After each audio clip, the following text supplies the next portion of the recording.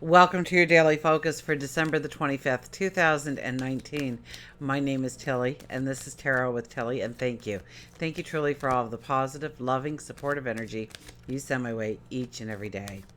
So, we have the 25th. It's standing in our truth, right? 2 plus 5 is a 7. Um, but usually when it's the 25 energy, usually there's a struggle of really bringing our courage or a calling to bring our our truth to the front lines, to really say, does this blend with me? Is this who I am? Is this how I want to be remembered? Is this how I want people to think of me? And so somebody might call you out. You might feel uncomfortable in a certain situation. What do you do? How do you react? What is your behavior? And is it the healthiest choice for you? Or do you need to speak your piece? Or do you need to stand up and walk away? Or do you need to embrace something that you've held back, showing your true feelings of for a while, for a long time perhaps? If we add it all up together, it comes to a 13. So that is the death card, which is, even though you can't see the new beginnings, that you can't touch them, you can't feel them yet, they're there. And it's about letting go of the anchors that are tied around your ankles, cutting away the strings that bind you to environments and people and things and even your thoughts and perceptions.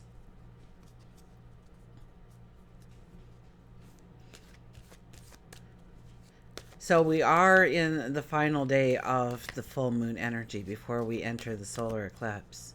So it is a beautiful day for releasing, for letting go, for asking Archangel Michael to come down and cut the cords that bind us with his mighty sword.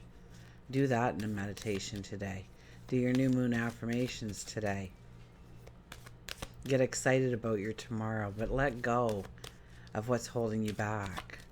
Walk away from it. Brush it off. Sun is in Capricorn, and I believe the moon begins its day in Sagittarius, but I think we get a little bit more serious as nightfall, maybe after supper sometime, when the sun moves into Capricorn and prepares to eclipse the sun. So 1 plus 3 for death. I didn't finish it off and go to the 4 energy. I'm sorry. So 1 plus 3 is 4, and that's the Emperor. It's making the plan for the tomorrow. It's surrounding yourself with like-minded people, or people with knowledge that you don't have, behaviors and traits and skills sets that you don't have, in order to really go forward in a success, a true success going forward. So the Emperor doesn't hope and dream and wish and desire.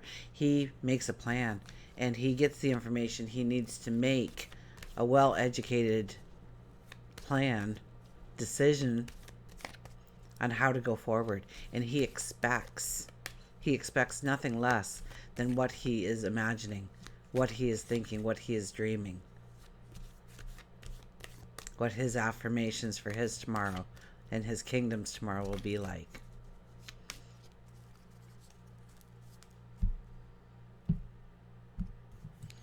So for our cards, we have the 3 of Wands.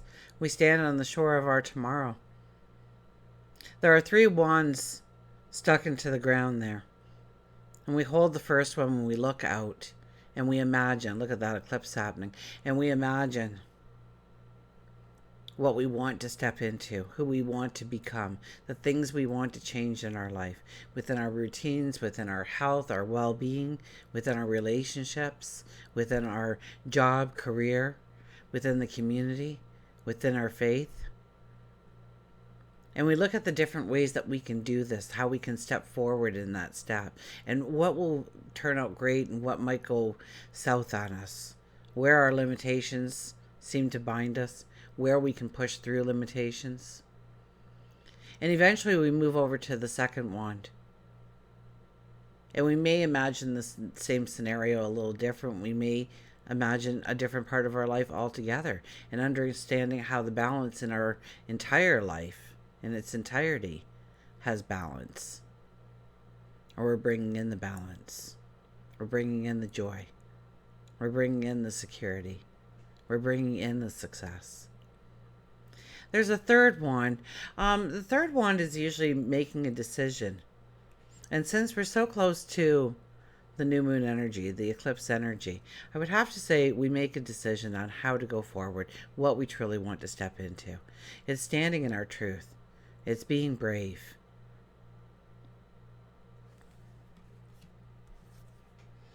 The hermit. Making the plan. The here and now. You may look backwards and see what you've gone through in order to get to here, but it has very little to do with how you're going forward. Maybe some pitfalls to avoid. Maybe tapping into our sage wisdom in some way. But for the most part, it's considering the here and now, where you are and where you want to be, and how to step into that tomorrow, one step at a time. What type of progress you want to set for yourself.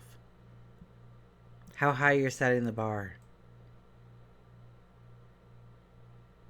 So sit in quiet contemplation, in meditation, in prayer, and think about who you truly want to evolve into, or what you want your landscape to look like.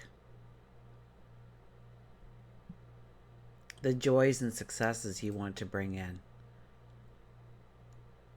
The deepening of relationships, the commitments, and deepening those commitments and letting other ones go.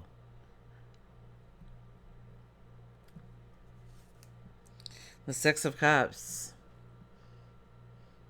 The Six of Cups, I kind of get this feeling that the Six of Cups is saying to each and every one of us right now, I know it's supposed to be about reminiscing, and that could be part of it, but it's really saying that you deserve it, that you are worthy of it, that you can have it, that you can touch it, that you can grab those flowers, you can touch them, you can embrace them, you can breathe them in.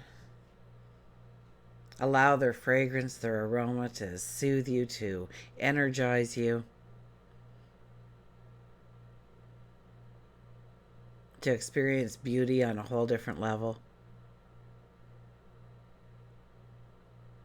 Our spirit guide, our angel there, is pushing us slowly towards it, her hand perhaps on our back, pushing us slightly. Standing there maybe with her wings spread out to protect us as we go forward, as we raise our courage, and we step in and actually touch those flowers. Somebody told you a long time ago you couldn't touch those flowers, you couldn't smell those flowers, you couldn't enjoy those flowers. Those flowers weren't for you. Back off, hands off. And they may have said it in a way of you weren't good enough, or you weren't talented enough, or it really just didn't fit with your personality, or what would they say down at the club if you did that, or what will the family think of you, or it's really about standing in your truth and going after what brings you joy and happiness in your life going forward. Now, with the solar eclipse, it will have a lot to do with the identity of who you are, of what people know you as. Whether or not you're a truck driver or a mother or a parent of 3. Your work in the community, your success in your career, your stature. So it's really about, so look at those kinds of goals. It could be in your job, it could be within the workplace, it could be, within the community. And it's new starts. It could be a new health and well-being regime for yourself. Think about what you want for you,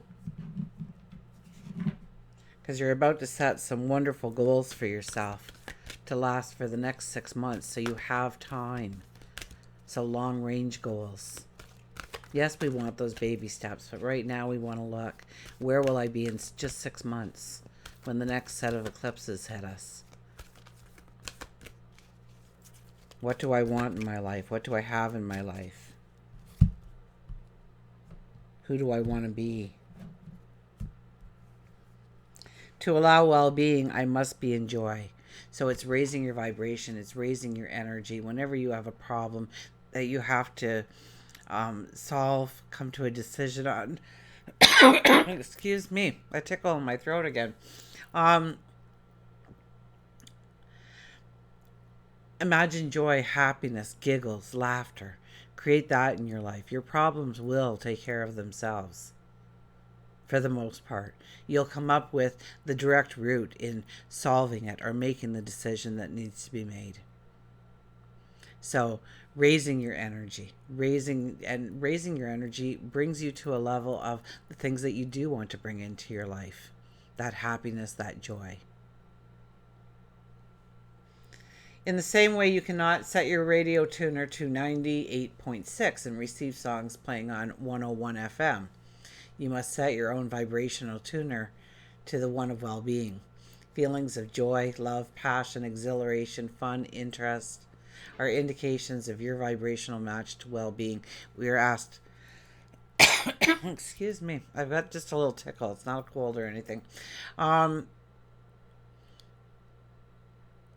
We're being asked to raise our vibration, to step into happiness and joy. The yearly energy 2019 was all about becoming childlike again. About getting curious, about having fun, about seeing fun and adventure in each place we looked.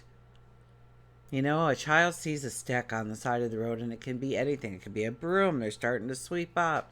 It could be a little gun they're playing, cops and robbers or something. It could be their cane, their staff. It could be a light laser sword, right? Star Trek. A child can make that stick into anything. We see a stick, we walk over it, we keep going and say, wow, there's just no magic in the world. Well, create your own magic. Pick up a stick. What is it to you? Are you flying a kite? Are you playing an instrument? Are you dancing with the love of your life? What is that stick going to be for you? And what can it change into? The more you think about it, the more you evolve it. Your path, your light.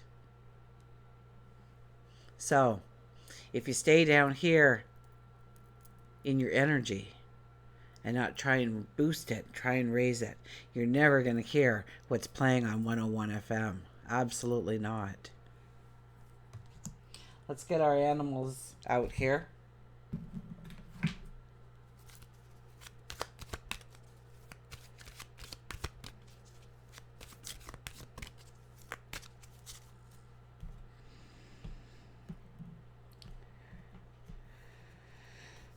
Awakening with the bear.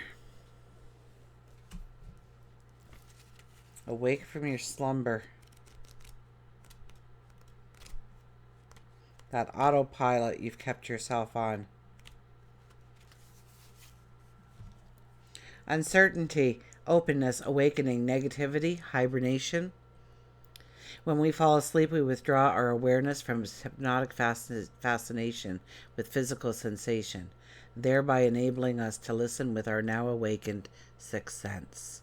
So trust your intuition. Trust your sage wisdom. Bear reminds you that you've been hibernating and hiding from your passions and your own true self for far too long. Now is the time to open your mind, open your heart and soul, and see with all your senses, especially your sixth sense. Spend some time each morning journaling and listening to your heart. Release the fears and only hear the love and what you want out of that love. The fears only prevent you from crawling out of the cave, and they cause you to be grumpy and negative. Bear says it's time of your awakening. Maybe you have always wanted to write a book, pick up an instrument, learn how to knit.